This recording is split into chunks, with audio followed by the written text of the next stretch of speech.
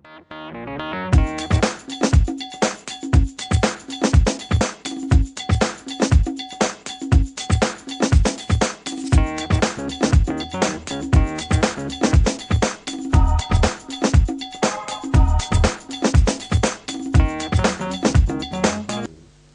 of crimes. That science is just now getting wider application in Nigeria and in Edo State in particular, and it's already bearing fruit. So I think we are winning the war against violent crime in Edo State. Can you let us into, it was for people in diaspora, what we've always learned is Fashola or Shiomole. Yes. Can you let us into the achievement of Edo State government in Nigeria? Because when you read papers and they say Fashola or Shiomole, I think they now stand as the two major factors in your party. And for us in diaspora, we read papers, but what are the achievements? We have seen during the campaign for the governor to be re-elected, we saw the dilapidated building of schools and the new buildings. We saw that as politics. What can you just let us into? No, it's real. It's real. I mean, as a member of the House, we hear from you. Yes. in Lagos State, they are enjoying the privilege of having, a successful transition from a performing government to another. So Lagos is the center of excellence, and it continues to be an inspiration, to others. We also derive a lot of inspiration from what Lagos State has achieved as a confirmation of what is possible. So it is in this regard that we can say, well, yeah, true federalism is at play. So let those who are imbued with the spirit of service in the sphere over which they enjoy influence, put their commitment to use in a way that everybody can readily identify. So for us in Edo State, we also have our peculiar history. We are coming from a situation of near total helplessness, where existing roads have become impassable and flood was ravaging, our states and cities, and public education had virtually, grinded to a halt, just like, healthcare. So for us, we have to start with the basics, infrastructure like roads, schools, hospitals.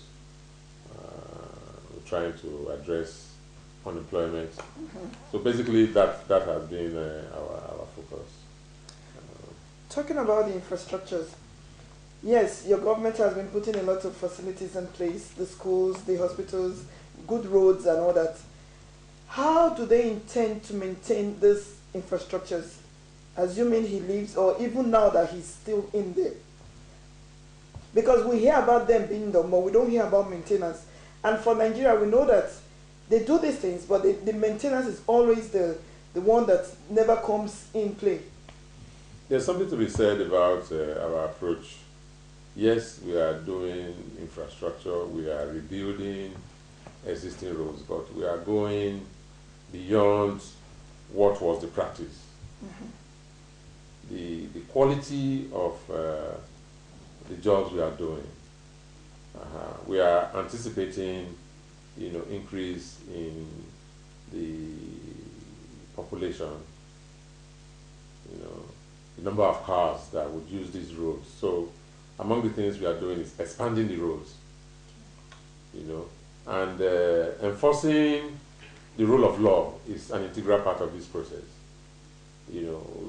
Governance had grinded almost to a halt, as we mentioned, where people encroach on parts of roads earmarked, for pedestrians.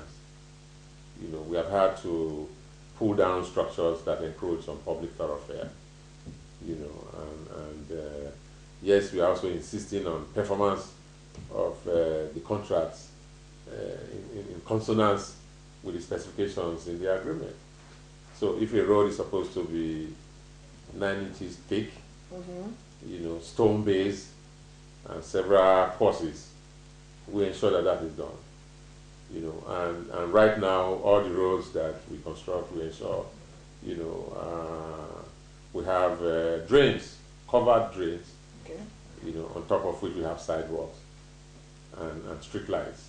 Okay. So these are standard features of the roads we are constructing. And the governor has had to say that for 30 years we don't see these roads, because of the solid nature of the job we are doing. But we do have a rapid response agency, that will also attend, to issues of maintenance as they arise, whether as they relate to the schools that we have reconstructed or the roads that we are constructing. And will this still be there even when he's gone? When your government is gone? Yeah, we're talking about the Action Congress of Nigeria as a party. Okay. There is such a thing as party supremacy. Okay. And what Mr. Governor has been implementing falls within the rubric of the party program. Of course, he has set an example that we expect successive persons that are fielded for public office to adhere to. So it's more of an institutionalized kind of approach to governance. And I think this is what holds out the promise, and a number of persons are saying that perhaps, the Action Congress of Nigeria ought to come to office at the federal level, at the national level, so that a larger section of the country can get the benefit of this type of governance. What is, talking of succession, we know that Action Congress Party, the kind of structure put in place is to have succession go successfully. Now, in Edo State, Governor Osariemen has just started second term. He will start in about November. A few weeks. yes, A few about weeks, 3-4 weeks, yes. In few weeks time. And we know politicians they cannot stop to be politicians. The struggle has started because probably Governor Osariemen will be going to the Senate or wherever. Now, talking of succession, do you think that what has happened in some states where succession has broken the party can emerge in Edo State? I don't think so. I think there were some acrimonies leading up to the elections, and some people felt that perhaps the deputy governor should be replaced and all of that. But we have as a reference point the attitude of the masses of our people, who have seen the team as a winning team. And as they say in America, if you became broken, why did you fix it?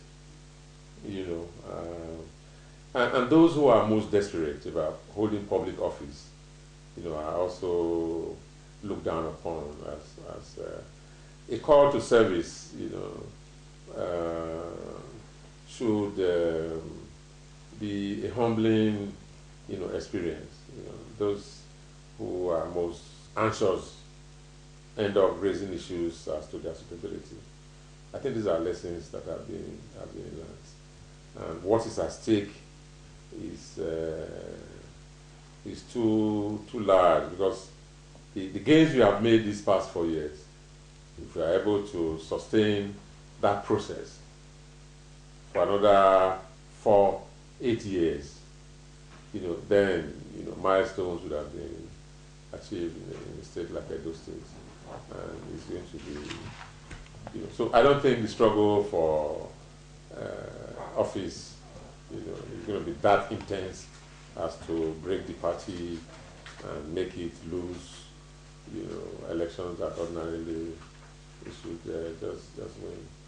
Okay. Sir, you talked about the government and the works it's doing. Can you tell me about the Edo State government's zero tolerance to non-performance, maybe with examples? I don't mind. Well, Mr. Governor is leading by example.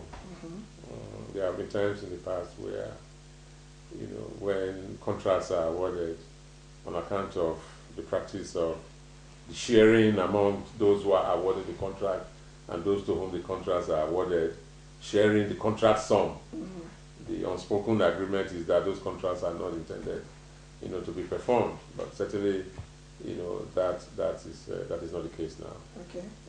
Mr. Governor personally supervises and visits, construction sites. Okay. As part and parcel of ensuring that specifications are met. So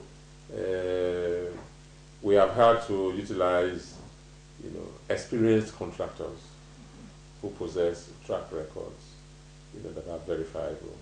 And even in instances for small contracts where, some personalities are awarded contracts, say, for the renovation of small schools and all of that.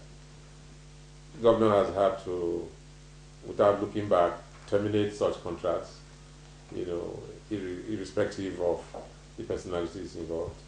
And we in the Ministry of Justice have had to enforce the rights accruing to the states from the terms of the contract which such persons would have breached. So certainly we have zero tolerance. We don't give, there are prescribed sums that we make available as mobilization fee. Okay. And we also insist on performance bonds, from reputable banks. So the minute we are not satisfied with what you're doing, we get our money back from the banks and re-award the contracts. So there are examples in these areas which may not be necessary at this time to mention it. But let me just quickly say this. The diaspora has also been a source of inspiration for us. Okay. We know that those of you who are here, you are concerned about what is going on at home. Yeah. And so we must reckon with what you think. So we want to use this occasion to congratulate you. And we have received encouragement from you. We get letters from you. And we know that you also reach your people at home.